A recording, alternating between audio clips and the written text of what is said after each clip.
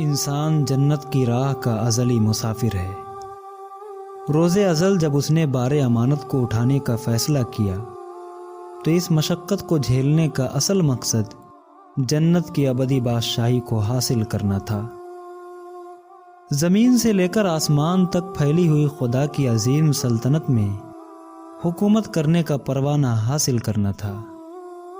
یہ وہ اعزاز تھا جو نہ فرشتوں کو ملا نہ جنوں کو، نہ آسمان اس سفر میں اترنے کی ہمت کر سکا، نہ زمین، نہ پہاڑ اس بلندی کو پہنچ سکے اور نہ سمندر اس کا حوصلہ کر سکا۔ جنت کی یہ منزل ایک سیدھے راستے پر واقع ہے۔ سیدھا راستہ یہ ہے کہ زندگی کے ہر موڑ پر جہاں رب کا حکم آئے گا، انسان وہی رخ اختیار کرے گا جو رب کو پسند ہوگا۔ اس سیدھے راستے میں اصل رکاوٹ انسان کے اندر سے آتی ہے اور دو پہلوؤں سے آتی ہے۔ ایک یہ کہ انسان اپنے نفس کے تقاضوں، مفادات اور خواہشات کا اسیر ہو جاتا ہے۔ دوسری یہ کہ انسان انانیت کا شکار ہو کر سچائی کا انکار کر دیتا ہے۔ چنانچہ ان دو پہلوؤں سے انسانوں کی مدد کے لیے اللہ تعالیٰ نے رمضان کا مہینہ مقرر کیا، جس میں دو عبادات ان دونوں مسئلوں کا علاج کرتی ہیں۔ شرط یہ ہے کہ انسان ان عبادات کو ان کی حقیقی روح کے ساتھ ادا کرے۔ ایک تو روزہ ہے جو فرض کیا گیا، اور دوسرا نفل نماز جس کا قیام بھی فضیلت اور اجر کا باعث ہے۔ روزہ انسان کو نفس اور اس کے تقاضوں کے خلاف جنگ کرنا سکھاتا ہے۔ یہ انسان کو بتاتا ہے کہ انسان کا ارادہ اتنا طاقتور ہے کہ وہ اپنے آپ سے لڑ کر اپنی بنیادی ضرورت، بھوک اور پیاس، اور اپنی بنیادی خواہش یعنی میاں بیوی کے تعلق سے خود کو روک سکتا ہے۔ جو انسان ان جائز اور ضروری چیزوں سے خود کو روکنے کی شعوری تربیت کر لے، کیسے ممکن ہے کہ وہ رب کی نافرمانی کے ان کاموں میں مبتلا ہو جائے جو نہ ضروری ہوتے ہیں اور نہ عقل و فطرت ان کی اجازت دیتی ہے۔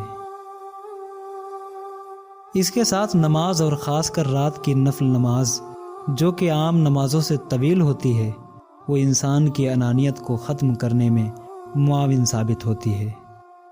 نماز دراصل اللہ کی کبریائی بیان کرنے کا نام ہے۔ اللہ اکبر اس کا سب سے زیادہ دہرایا جانے والا کلمہ ہے۔ یہ اعتراف اور جھکاؤ کا نام ہے۔ سورہ فاتحہ میں اللہ کی نعمتوں کا بار بار اعتراف کر کے اور قیام و رکوع، سجدے اور قعدے میں ہر پہلو سے جھکے رہنے کی تربیت انسان میں عام زندگی میں بھی اعتراف اور جھکے رہنے کی صفت پیدا کرتی ہے۔ یہی دو چیزیں انسان کی انا کو قابو میں رکھتی ہیں۔ انسانی انا کے دو بنیادی مسائل ہیں۔ ایک یہ کہ یہ اعتراف نہیں کرتی۔ اپنی غلطی ہو یا کسی دوسرے کی خوبی اور بڑائی کا اعتراف کرنا ہو، انسان ان دونوں موقعوں پر پیچھے ہٹ جاتا ہے۔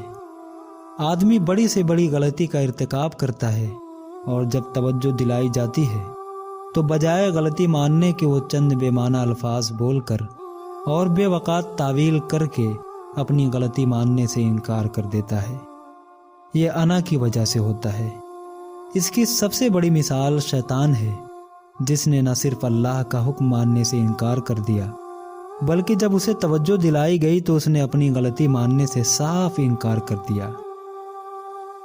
اسی طرح انسان دوسروں کی خوبی اور بڑائی کا اعتراف کرنے میں ہمیشہ بخل سے کام لیتے ہیں۔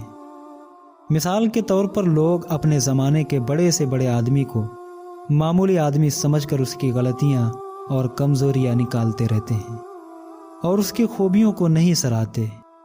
اسی طرح ایک ہی شعبے کے لوگ اپنے سوا دوسروں کی خوبی کا کم ہی اعتراف کرتے ہیں۔ اس کے بجائے انسان ہمیشہ خود کو نمایاں کرنے، اپنی تعریف سننے اور اپنے آپ کو اہم سمجھنے کو پسند کرتے ہیں۔ لیکن یہ بھی شیطان کا طریقہ ہے، جس نے آدم کا اعتراف کرنے سے انکار کر دیا تھا۔ اس کا انجام اللہ کی ناراضی اور ابدی جہنم ہے۔ رمضان میں روزے اور نماز دراصل انہی دو کمزوریوں سے نجات دلا کر انسان کو جہنم سے بچاتے اور جنت کی راہ کا مسافر بناتے ہیں۔